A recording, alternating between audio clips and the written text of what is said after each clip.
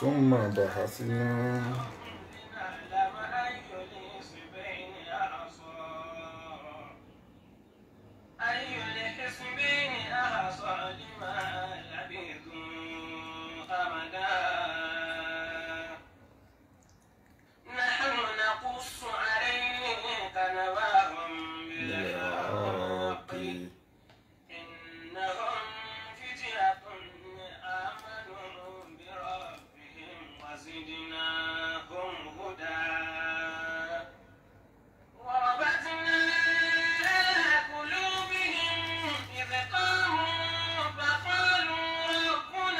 wọnú ẹ̀ bẹ́ẹ̀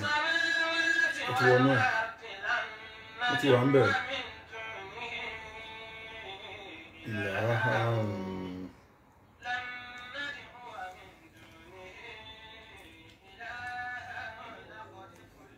أعوذ بالله من الشيطان الرجيم بسم الله الرحمن الرحيم الحمد لله رب العالمين الرحمن الرحيم مالك يوم الدين إياك نعبد وإياك نستعين اهدنا صراط المستقيم صراط الذين أنعمت عليهم غير المغضوب عليهم ولا الضالين آمين. اللهم صل على سيدنا محمد وعلى آل سيدنا محمد كما صليت على سيدنا إبراهيم وعلى آل سيدنا إبراهيم في العالمين إنك حميد مجيد. أشهد أن لا إله إلا الله وحده لا شريك له وأشهد أن محمدا عبده ورسوله له الملك وله الحمد يحيي ويميت وهو على كل شيء قدير. Now, tọ́pìkì wa lónìí òun náà ni diabetes tí Yorùbá ẹ̀ta máa ń pè ní ìtọ̀ ṣúgà. Ó dẹ̀ já àìsàn kan tó stubborn díẹ̀, ó máa ń já oògùn. Ó máa ń já oògùn. Ó dẹ̀ ń já oògùn òyìnbó. Ẹ̀rí. Àǹfààní ẹ̀ ni mo fẹ́ ká jẹ lónìí. Màá kọ́ wa láwọn nǹkan tá máa mú pọ̀. Sometimes nílẹ̀ Yorùbá lọ́dọ̀ àwọn àgbàlagbà tí wọ́n ní ìmọ̀ oògùn ìwòsàn. Tí wọ́n bá ń kọ́yàn ní oògùn kan tó jẹ́ oògùn ìwòsàn, tí materials ẹ̀ bá ti ń lọ bí 5, 6, 7, àwọn bàbá títí wa wọ́n máa ń fẹ́ wò pé eléyìí ti ń pọ̀ jù. Ẹ̀sìn ìrọ̀sán wọ́n á kọ́ o wọ́n kọ́ o àwọn oògùn tó ní materials bíi 7, 6, 8 wà, ṣùgbọ́n wọ́n kọ́ wa lẹ́kọ̀ọ́ pé káì máa bá lọ síbi pé oògùn tó yẹ pé bí oògùn ìwòsàn tó yẹ pé kò ní ju nǹkan ẹyọ kan lọ tá a sì gbọ́ control nǹkan yẹn, kò ní ju nǹkan 2 lọ tẹ́ máa papọ̀ tá a dẹ̀ confam tí kí nìyà dẹ̀ ṣe. Wọ́n nígbàgbọ́ nú ẹ̀ oògùn tó bá ti ń pọ̀ jù, ẹ mórí gbá, ẹ mórí àwo, ẹ mú kinní kan, ewé kinní kan, egbò kinní kan, tèròjà bá ti ń pọ̀ ó máa ń wíkì àwọn bàbá yẹn. So àwa sì jọmọdé wọ́n máa ní ó dá nítòótọ́ àwọn gba tiẹ̀, àmọ́ nǹkan bí oògùn ẹyọ kan sí 2 tẹ́ pé nǹkan 2 tẹ́kọ̀ papọ̀ tí ó sì mọ jẹ́ nǹkan ẹ̀rí. So òun ló bí nǹkan tá fi gbé ètò yìí kalẹ̀. Ládá tàbá rí ń bẹ̀ kọ́lọ̀ mú lọ bá Fọdílátù Sheikh Al-Imam Al-Busairi ọ̀nà ogun gbogbo ẹ̀dá gbogbo nǹkan tá bá ń kọ́yàn lórí pláfọ́ọ̀mù yìí gbogbo ládá tàbá máa rí ń bẹ̀ kọ́lọ̀ mú lọ bá bàbá wa lálìkẹ́ àmọ̀ àtàwọn àfáà wa. Ládá tàbá rí ń bẹ̀ náà kọ́lọ̀ ń ṣe kí ni kọ́lọ̀ ń pin ìdè wá nínú kọ́lọ̀ ń fi sínú àjọnu sàárè fún wa àtọjọ́ àlìkẹ́ àmọ̀ kó máa jẹ́ sàdákà járí àtọ́ gbogbo nǹkan tá ń kọ́ àwọn èèyàn níbí gbogbo ìgbà tẹ́ bá ti ń lò tẹ́ bá ti ń ba bẹ́ẹ̀ ẹ ṣàdúrà fún wa ẹ ṣàdúrà fún wa Ọlọ́run fún wa ládá tó rẹni tó wòyàn sàn tọ́lọ́run fi ṣe sábàbí pé ó wòyàn sàn ẹ rí. Diabetes la fẹ́ sọ̀rọ̀ lé lónìí o. Diabetes yẹn dẹ̀ ní mo sọ fún wa mo ní ó máa ń já oògùn kì í tètè gbọ́ oògùn, ó stubborn. Nínú àwọn àìsàn tó stubborn ló wà tí kì í tètè gbọ́ oògùn, àmóògùn ẹ wà confam tó sì jẹ́ pé kì í ṣe nǹkan tó máa ná wa wàhálà púpọ̀ ẹ̀rí. Nǹkan 2 nǹkan ẹyọ kan kápápọ̀ màá kọ́ àwa tá a wà ní àrọ́wọ́tó ewé àtegbò màá sì kọ́ àwa tá a sí níbi tí egbò wà ṣùgbọ́n tí mo mọ̀ pé ẹ lè rí nǹkan tẹ́ fi ṣe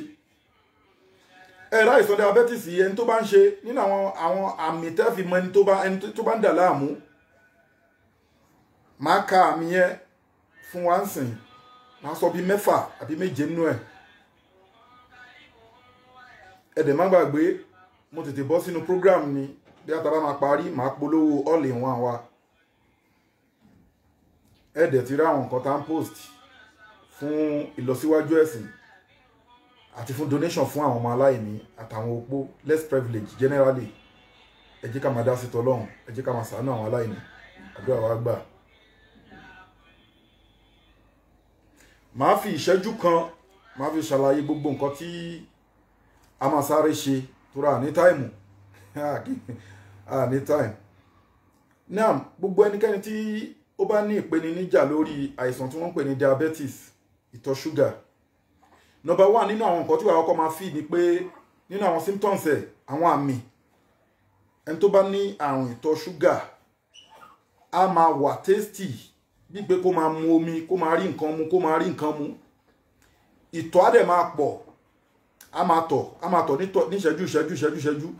ebi náà máa sábà ebi máa pa unnecessary ebi máa pa then ó máa rí pé òun ń rù láì sí nǹkan kò ní mọ ìdí tó mú òun rù ẹni tó bá diabetes ó máa rù ó máa gbẹ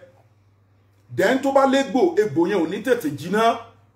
àbí kò tiẹ̀ mọ́ jiná àmọ́ tó bá rí nǹkan prevent diabetes yẹn egbò yẹn máa slow láti tètè jiná ẹni tó bá lárùn diabetes ó máa ní kíni o tó bá jóbìnrin ni ó máa ní àwọn infection lára especially private party obìnrin tó bá ní diabetes ó máa sábà ní infection bẹ́ẹ̀ nínú àwọn symptoms ẹni tó bá jọkùnrin náà ó lè jẹ́ ní part nínú ara tiẹ̀ náà ó máa rí infection bẹ́ẹ̀ then ẹni tó bá ní diabetes ó máa affect ojú wọn ẹni tó bá jọkùnrin náà ó máa affect sexual kíni wọn náà ẹ rí nínú àwọn nǹkan tí diabetes máa ń ṣe nìyẹn ẹ wá bá mi wá èso abèrè tẹ bá ti dé ọ̀dẹ́léwé ọmọ ẹlẹ́fẹ́ ra abèrè tẹ bá gẹ̀ẹ́tì abèrè yẹn pẹ̀lú ewé ẹ̀yìn olùbísowó kò bá jẹ́ gbígbẹ kò bá jẹ́ tútù àmọ́ tútù ló da ẹgún abèrè yẹn pẹ̀lú ewé ẹ̀yìn olùbísowó yẹn ẹgún kúnná dáadáa tẹ bá ti gun kúnná ṣáà pé ewé ẹ̀yìn olùbísowó yẹn ó tútù ẹ sa sí bòjì wọn kì í sá àgún mu síta tó rágùn mu ló fẹ́ fi ṣe wọn kì í sa síta ìbòjì làwọn bàbá máa ní ká sa sí tó bá ti sa síbẹ̀ tó bá ti gbẹ ẹ tún tugún ẹ wá síìvù ẹ jọ tẹ bá ti jọ ẹni tó ní àrùn diabetes yẹn kó máa fi mu ẹ̀kọ gbígbóná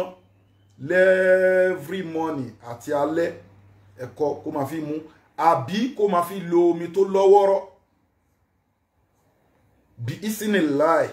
tó bá lò láàrin oṣù kan tí ò jẹ́ kó já àárọ̀ àtàlẹ́ tó ń lò bẹ́ẹ̀ láàárọ̀ àtàlẹ́ tó bá lẹ́yìn oṣù kan kó lọ ṣe test ẹgẹ́tẹ̀ ẹlẹ́kẹ̀ẹ́jì tẹ́tùn lọ bá mi wá ẹ bá mi wá black seed oil mo ti sọ pé màmá nǹkan tó máa kọ́ wa màmá sọ́wọ́ nú ara ni torí àwọn tó bá wà lábroad kan lè jàǹfààní ẹ̀ ẹ bá mi wá black seed oil ẹ ti understand à ń pè ní kalonji oil àbí black seed oil ní English yẹ àwa mùsùlùmí a máa ń pè ní habatu sauda oil yẹ black seed oil àti oil virgin olive oil original which táwa mùsùlùmí pè ní seitun tọ́lọ́run bá sọ fún wa ní Al-Qur'ani pé wàtí ni wà seitun ẹ wá mú seitun àti kalonji oil habatu sauda ẹ mix ẹ papọ̀ tẹ bá ti mix ẹ papọ̀ kẹ́nìyàn ṣèkì ẹ̀ tó bá ti fẹ́ lò kó mu ṣíbí 2 láàárọ̀ kó mu omi tó lọ́wọ́rọ́ lé lórí tó bá dalẹ́ náà kó mu ṣíbí 2 lálẹ́ kó mu omi tó lọ́wọ́rọ́ lé lórí kó ṣe yẹn fún 20 days tó bá ṣe fún 20 days kó lọ ṣẹ́kì kíní diabetes ẹ̀ wò àǹfààní méjì ni wọ́n sọ fún wa nìyẹn ẹ rí i pé kò le rárá because òun mo fi kọ́kọ́ sọ síwájú lẹ́ẹ̀kan ẹ lọ wá gbá ẹ lọ wá wò ẹ lọ ṣe kíní àwọn èèyàn mi wà níbi tó tight tí wọn dẹ̀ lówó so ó dẹ̀ láti sọ nǹkan tó yẹ pé kò ní ná wàhálà tádẹ̀ confam mi mú sí ẹ lára o confam ni nǹkan méjèèjì tí mo sọ yẹn kọ́ lọ́n wá fàlùbáríkà sí àti fi wo oríṣiríṣi àwọn èèyàn so gbogbo ẹ̀yin tẹ́ bá ń lò náà kọ́lọ́n fà lùbáríkà sí kọ́lọ́n wọlá nǹkan tí àwa náà fi gbé kalẹ̀ tàfi ń sọ fẹ́yìn èèyàn kọ́lọ́n fà lùbáríkà sí lẹ́ẹ̀kan sí máa tún sọ fún wa gbogbo ẹ̀dákẹ́dá tó bá ní ìpèníjà lórí àìsàn ìtọ̀ ṣúgà diabetes mo ní pé kí ni o irú ẹni bẹ́ẹ̀ ó máa wà tasty a máa láyé pé kó máa rí nǹkan mímu mu kó máa rí nǹkan mímu irú ẹni bẹ́ẹ̀ wọ́n máa tọ̀ ṣá wọ́n máa tọ̀ ó máa tọ̀ ìtọ̀ máa sábà máa tọ̀ irú ẹni bẹ́ẹ̀ ebi unnecessary ebi máa pa irú ẹni bẹ́ẹ̀ ó máa dédé rù kò ní mọ nǹkan tó ń jẹ́ kó òun rù ó máa lé ó máa gbẹ irú ẹni bẹ́ẹ̀ tó bá lójú egbò ojú egbò yẹn ò ní tètè san irú ẹni bẹ́ẹ̀ wọ́n máa ní infection lára tó bá jẹ́ obìnrin ni ó máa sábà jẹ́ ojú ara obìnrin a máa ní infection bẹ́ẹ̀ ìyẹn diabetes náà ló ń fà á then gbogbo àwọn tó bá ní diabetes ó máa sábà ṣe kí ni ó máa sábà fẹ́ gba ojú lọ́wọ́ wọn then tó wáyé ọkùnrin náà ó máa affect sexual kíní wọn ẹ̀rí báyìí so méjì dẹ́ni tí wọ́n bá pé ó máa anytime ló lè happen nígbà míì but èyí tó common jù nínú àìsàn diabetes torí méjì ní diabetes ó máa ń ṣẹlẹ̀ kí wọ́n má ti dàgbà gan ó lè ṣọmọdé ó lè ṣe kíní but èyí tó common jù tí wọ́n ń gbé kiri nínú ayé òun náà ni pé kíni o ẹni tí tó bá ti wọ 40 years above ló ti máa ń bẹ̀rẹ̀ sí mú àwọn èèyàn gbogbo ẹnikẹ́ni tó bá wá ní ìpèníjà lórí diabetes kó gbìyànjú kó bá wá èso àbèrè àti ewé ẹ̀yìn olùbísowó èso àbèrè yẹn ó fẹ́ rí bí ẹ̀gúsí báyìí bẹ̀tì kì í ṣe ẹ̀gúsí orí pẹlẹbẹ ó tóbi báyìí máa mú àbèrè wọn fi ń ṣe àgbo jẹ̀díjẹ̀dí then pẹ̀lú ewé ẹ̀yìn olùbísowó yẹn sìn òun rí wúnríwúnríwúnrí tẹ bá ṣí ẹ̀yìn ẹ̀ bó ṣe rí wúnríwúnrí yẹn ó níbi síìdì lẹ́yìn báyìí ó green wọ́n máa ń tún fóun náà ṣe jẹ̀díjẹ̀dí náà ó tún ní ọ̀nà tá ń bá lò fáwọn tí di wọn bá yọ léwé ẹ̀yìn olùbísowó yẹn so ewé ẹ̀yìn olùbísowó yẹn àti àbèrè ẹ máa lọ papọ̀ ẹ máa gún lágùn mu ẹ sá sí bòjì tó bá gbẹ ẹtùn gún kẹ wá sí ìvọ ẹkẹ kú kó dàbí èlùbọ́ kí ẹni tó bá ní diabetes yẹn kó máa fi omi gbóná lò àbí ẹ̀kọ gbígbóná kó máa lò láàárọ̀ kó máa lò lálẹ́ kó máa lò láàárọ̀ kó máa lò lálẹ́ ẹ ti understand tó bá ti bu ṣíbì kan nú ẹ kó mix ẹ mọ́ ẹ̀kọ nínú cup kó po kó light kó dààmú bẹ́ẹ̀ yẹn ẹ ti understand alẹ́ náà kó tó ṣe bẹ́ẹ̀ tó bá yẹn tí ò lè mọ ẹ̀kọ ni kó fomi tó lọ́wọ́rọ́ omi gbóná tó lọ́wọ́rọ́ kó fi lò láàárọ̀ kó fi lò lálẹ́ ẹ ti understand ìkejì ìyẹn lọ bẹ́ẹ̀ tó bá lọ láàrin oṣù kan kó lọ ṣe test so contact wa wà ń bẹ everything wà ń bẹ so ó lè contact wa so ẹlẹ́kejì òun ni pé àwọn tó bá wà ń lo òyìnbó tí wọ́n ṣe kíní wọ any store sọ pé ó fẹ́ ra black seed oil kò síbi tí ò sí black seed oil àbí kalonji oil àbí kò pè ní abatu sauda àwọn Indian ló ń pè ní kalonji oil Arab ló ń pè ní abatu sauda English ẹ̀ ní black seed oil then get virgin olive oil táwọn Christian mo fi ń gbàdúrà yẹn ẹ ti understand original ẹ̀ òun làwa mùsùlùmí pè ní seitun so ẹ get black seed oil àti olive oil original ẹ mix méjèèjì papọ̀ tẹ́nìyẹn bá ti fẹ́ lò kó shake ẹ̀ torí black seed oil yẹn ó strong gan so ó máa fẹ́ gbára ẹ̀ lọ́wọ́ seitun yẹn tó ẹ pa fẹ́ lọ dá dúró síbì kan so òun láti shake ẹ̀ pọ̀ tó bá oil ní méjèèjì o tó bá ti shake ẹ̀ pọ̀ mu ṣíbí méjì láàárọ̀ kó tó jẹun kó mu omi gbóná omi tó lọ́wọ́rọ́ bí kọ́ọ̀pù kan àbí kọ́ọ̀pù méjì lé lórí tó bá di alẹ́ náà tó ti fẹ́ lọ sùn mu ṣíbí méjì nínú kinní yẹn again kó tún mu omi tó lọ́wọ́rọ́ tó bá ti fẹ́ lọ sùn lálẹ́ kó tún lò kó mu omi tó lọ́wọ́rọ́ bí kọ́ọ̀pù kan àbí kọ́ọ̀pù méjì lé lórí tó bá lò láàrin 20 days lọ confirm lọ check ẹ ti understand so gbogbo ẹni tó bá ní pé òun ní tọ̀ ṣúgà ni òun ní kinní kan ni ó máa lọ kò náwó kò dẹ̀ ná ẹ̀ wàhálà kankan gẹ́ẹ̀tì àbèrè ṣé kí n tó wá já yín tán tó bá jẹ́ pábèrè nìkan ló tún rí sọ àbèrè yẹn di powder torí ewé ẹ̀yìn olùbísowó yẹn àwọn mi lè má lè rí tó bá rí ewé ẹ̀yìn olùbísowó àti àbèrè gún méjèèjì papọ̀ sọ́dà gún mu kó máa lò láàárọ̀ àti lálẹ́ fún diabetes fún tọ̀ ṣúgà tó o bá wá rí ewé ẹ̀yìn olùbísowó torí àbèrè tó ráwọn tó wà ń lo òyìnbó àbèrè yẹn sì wọ́n lè bá yín kágò ẹ̀ ó máa ń wà káàkiri àbèrè yẹn gún àbèrè yẹn kó kúnná dáadáa kó sọ́dẹ̀ lùbọ́ sọ́dì powder kó máa lo kìkì àbèrè yẹn pẹ̀lú omi gbóná àbẹ́kọ láàárọ̀ náà again lálẹ́ again bódẹ̀ jẹ́ méjèèjì lórí kó gún méjèèjì papọ̀ kó máa lò pẹ̀lú ògo Ọlọ́run láàrin tó bá lò yẹn fóṣù kan kó lọ ṣe test ìtọ̀ ṣúgà yẹn again then tó ní black seed oil àti seitun virgin olive oil lò yẹn fún 20 days lò yẹn fún 20 days kó wá lọ ṣe kíni kó wá lọ ṣe test wàá rí pé wàá gbọ́ mẹ́sẹ̀gì tó máa gbà ń bẹ̀ tọ́rọ́ lọ́wọ́n balọ̀ba tó ń wòyàn sàn. Haidar wa ti wá ṣe ni o àbí kò bóyá o fẹ́ ṣe àbí o ti ṣe tán àbí kò tó ṣe. Ẹ má gbàgbé àkáǹtì àwọn ọmọ aláìní, nǹkan tó bá ní lágbára kó fi sákáǹtì àwọn ọmọ aláìní. Àkáǹtì àwọn ọmọ aláìní ní charity account 0123214254 Global Dahiratu Dhikrlahi Islamic Organization Wema Bank of Nigeria. Account number fáwọn aláìní. Haidar tẹ́ bá ti ṣiṣẹ́ yẹn tán àbí kẹ́ tó ṣe ẹ ṣe sàárà fáwọn aláìní. Àkáǹtì wọn là ń fi sílẹ̀ yìí 0123214254 Global Dahiratu Dhikrlahi Islamic Organization Wema Bank of Nigeria. Lẹ́ẹ̀kan sí account number fáwọn aláìní 0123214254 Global Dahiratu Dhikrlahi Islamic Organization Wema Bank of Nigeria. Àdúrà wa gbà ẹ ṣíà programu yìí fáwọn èèyàn kí wọ́n lè jàǹfààní ẹ̀. Ẹ ti understand? Àlàáfíà nìyàn fi ń sin Ọlọ́run. So gbogbo àwọn tó bá dẹ̀ ń gbọ́ kínní náà àwa ń filẹ̀ lọ́fẹ̀ẹ́ báyìí. Má jókòó tí ipò fẹ́ lọ tà á. Má jókòó tí ipò fẹ́ lọ tà á. Ọlọ́run bá kì í ṣọba ìkà. Ọlọ́run bá ló dẹ̀ ń fàṣẹ sí nǹkan. Ẹ fáwọn tó nídìí ẹ̀ tí wọ́n nídìí ẹ̀ kò nídìí pé ó ń gba ẹlòmíwá kọ́lẹ̀ ó lọ ń tà. Ẹ ti understand? So bó ṣe jẹ́ nìyẹn àdúrà wa gbà. So ká fi ẹ̀kan ká fi polówó product wa. Ẹ gbìyànjú kẹ́ gẹ́ẹ̀tì gbogbo àwọn míì tó bá ní ẹni ìpèníjà ẹni àìsàn ẹ gẹ́ẹ̀tì all in one by Sheikh Afagba Natural Herbs. So oògùn yìí dẹ̀ ní oògùn tó yẹ pé àwọn materials ẹ̀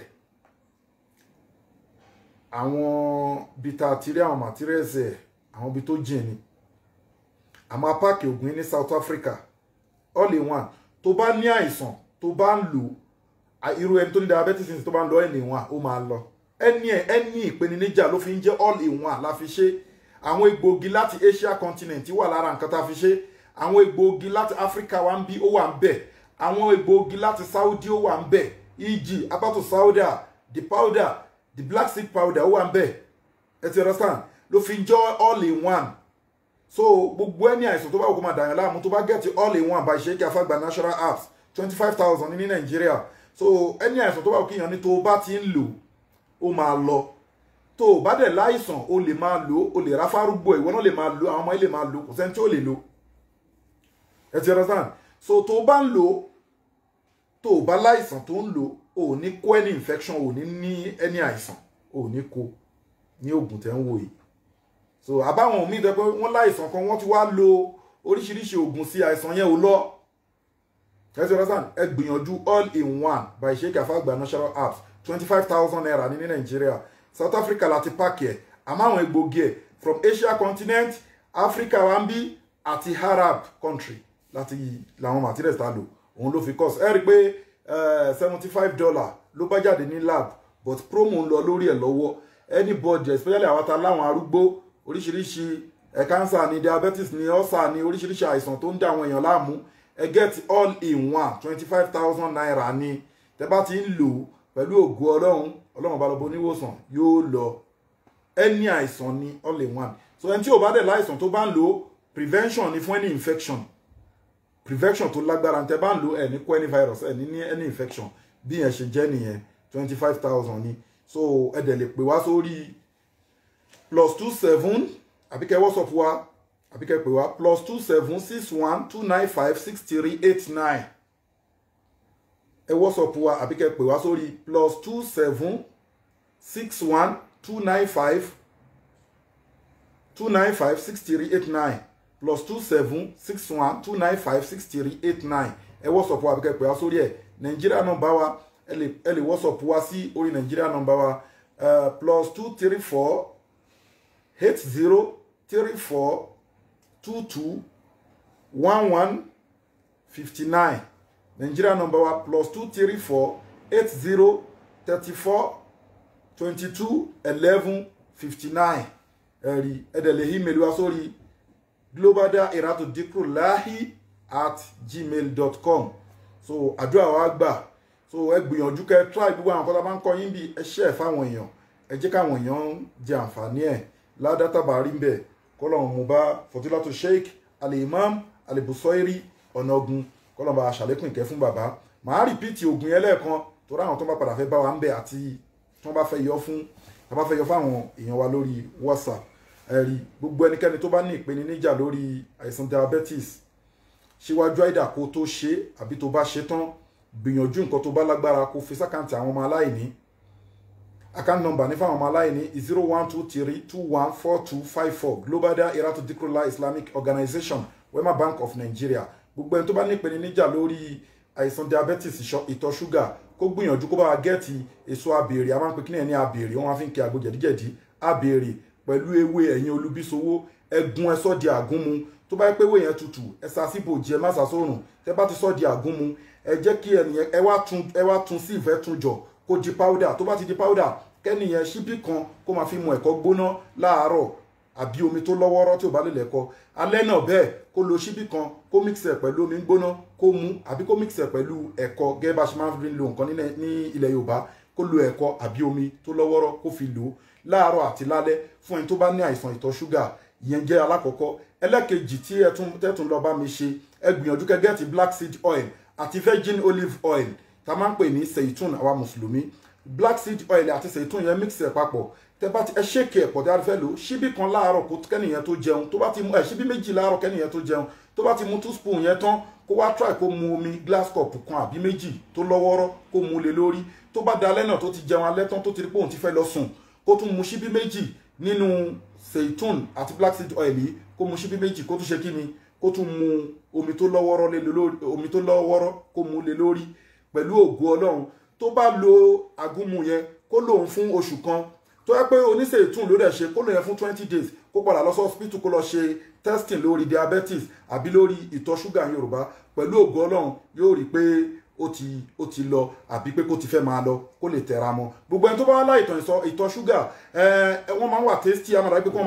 máa mú mi then wọ́n máa tọ̀ ní ìṣẹ́jú ìtọ̀ máa gbọ̀n wọ́n unnecessary ebi máa sábà máa pa wọ́n then wọ́n máa sábà rù irú àwọn ẹni bẹ́ẹ̀ wọ́n máa gbẹ wọn ò ní mọ̀ tí wọ́n fi ń gbẹ irú àwọn tó bá ní diabetes then tí wọ́n bá ní diabetes tí wọ́n bá légbò egbò yẹn ò ní fẹ́ san àmọ́ tó bá rìn kan lò sí egbò yẹn ò ní fẹ́ san ẹni tó bá ní diabetes nínú àwọn àmì tẹ́fìmọ́ nìyẹn tó ẹ́ pé obìnrin ló ní wọ́n máa sábà fẹ́ ní infection lójú ara wọn ọkùnrin náà máa sábà fẹ́ ní infection then ó máa affect ojú wọn náà then wọ́n máa fẹ́ ní mouth odor then ọkùnrin kò ní lè súnmọ́ obìnrin kò ní lè perform dáadáa nínú àwọn symptoms òun la ní ká sáré sọ díẹ̀ fún wa nínú àwọn kìíní èmi ò mú sí ẹ lára o nǹkan tó dá sí wa lójú làwọn sọ nǹkan tá a kọ́ káàkiri akọ ní India akọ ní China akọ káàkiri ilẹ̀ Africa akọ náà nínú Nàìjíríà wa ń bẹ ká tó bẹ̀rẹ̀ sí travel so nǹkan tá a ní mímọ̀ nípa ẹ̀ ni ẹ ti understand Al-Qur'an ti jẹ́ kó yé wa pé fasalu ala dhikri in kuntum la ta'lamun ẹni tí ò bá ní mímọ̀ nípa nǹkan kó lọ béèrè lọ́wọ́ àwọn tó ní mímọ̀ nípa ẹ̀ la fi ní ká máa fi eléyìí ṣe àǹfààní fún bàbá titi wa láàdá gbogbo bá ṣe ń kọ́ ẹ̀yin èèyàn lọ́fẹ̀ẹ́ yìí láàdá tàbárí ń bẹ̀ kó lọ máa bá Fọdilatu Sheikh Al-Imam Al-Busayri Ọ̀nàgún kádẹ̀ tó máa fi ọ̀nà yìí náà ká máa fi tọrọ béèrè nǹkan bẹ́ẹ̀ ṣe lágbára sí fún àwọn aláìní ẹ ti understand ẹ̀kẹta ń bẹ̀ ká lè tó máa polówó àwọn product wa fún yín lọ́lọ́kan òjọ̀kan but for now we are talking about all-in-one by Sheikh Afagba natural app fún gbogbo àrùn ni tíyàn bá ń lò kò ní kó any infection ẹni tó bá dẹ̀ ti ní any àrùn tó ní any sickness tó bá ń lò bí isinillahi ta'ala àìsàn yẹn ó máa lọ bí isinillahi ta'ala pẹ̀lú ìyọ̀ǹda Ọlọ́run so ọ̀rọ̀ wa ò ní jù báyìí lọ àdúrà wa gbà ó ẹ gbìyànjú kẹ́ share program fún àwọn èèyàn wọ́n lè jàǹfààní ẹ̀ bisimilahi kúlọ̀ Allah fún Fọdilatu Sheikh Al-Imam Al-Busayri Ọ̀nàgún bisimilahi rahman rahim kúlọ̀ Allah ahad Allahu samad lam yalid walam yulad walam yakun lahu kufuwan ahad bisimilahi kúlọ̀ Allah fún gbogbo òkú mùmínì bisimilahi rahman rahim kúlọ̀ Allah ahad Allahu samad lam yalid walam yulad walam yakun lahu kufuwan ahad àdúrà wa gbà ó àdúrà wa gbà ó àdúrà wa gbà ó gbogbo ìgbà tẹ́ bá ń lò sí Ọlọ́run fàṣẹ sí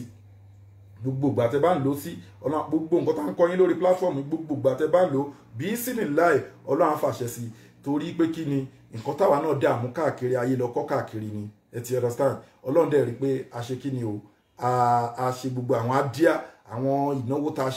a ṣe wàhálà kọ́ ni ẹ ti understand a ṣe wàhálà kọ́ ni so Ọlọ́run àwọn gbogbo wàhálà tá a ṣe tá a dẹ̀ decide láti fẹ́ máa fi ran àwọn ọmọ ìyá wa lọ́wọ́ gbogbo ìgbà tẹ́ bá ń lò bí sinilahi ta'ala yóò mọ̀ rí bẹ́ẹ̀ lẹ́ẹ̀kan sí ẹ bá wa gbìyànjú ẹni tó bá ní àìsàn diabetes kó gẹ́ẹ̀tì àìsàn diabetes ìtọ̀ ṣúgà kó gẹ́ẹ̀tì ewé ẹ̀yìn olùbíṣowó àti abèrè ẹ̀gún méjèèjì papọ̀ tẹ́ bá ti gún méjèèjì papọ̀ tó bá pé ewé yẹn tutù ẹ sá sí bòjì tẹ́ bá ti gún papọ̀ tán tó bá gbẹ ẹ tún gún ẹ kú ẹ síìvù ẹ kó di bí powder kí ẹnìyẹn máa lò láàárọ̀ kó máa lò lálẹ́ àìdá pẹ̀lú ẹ̀kọ àbí pẹ̀lú omi tó lọ́wọ́rọ́ ẹ ti understand nsìn so ṣíbí kan náà ni tẹ́ bá ṣe yẹn ẹ tún ṣe ti tiwantiwa so ẹ gẹ́tì seitun ẹ gẹ́tì abatu sauda black seed oil àti virgin olive oil ẹ mix méjèèjì papọ̀ tẹ́ bá kàn ti fẹ́ lò yẹn ẹ ṣéèkì ẹ̀ pọ̀ ẹ mu ṣíbí méjì láàárọ̀ ẹ ti understand ẹ mu ṣíbí méjì láàárọ̀ kẹ́ tó jẹun ẹ mu omi gbóná ẹ mu omi tó lọ́wọ́rọ́ kọ́ọ̀pù kan àbí kọ́ọ̀pù méjì lé lórí lálẹ́ tí a ti fẹ́ lọ sùn ẹ mu ṣíbí méjì ẹ tún mu omi gbóná kọ́ọ̀pù kan omi tó lọ́wọ́rọ́ kọ́ọ̀pù kan àbí kọ́ọ̀pù méjì lé lórí pẹ̀lú ògo Ọlọ́run yóò fi diabetes ìtọ̀ ṣúgà yóò fi yín lẹ̀ kẹ́ lọ ṣe test tẹ́ bá ti wá ṣe àbí kẹ́ tó ṣe ẹ gbìyànjú ẹ fi nǹkan tẹ́ bá lágbára ẹ fi sákàǹtì àwọn ọmọ aláìní àkáǹtì nọ́mbà ní fún àwọn ọmọ aláìní 0123214254 Global Dahiratu Dhikrlahi Islamic Organization Wema Bank of Nigeria àdúrà wa gbà ó ànídàmú ó masalamu wa ilal liqai.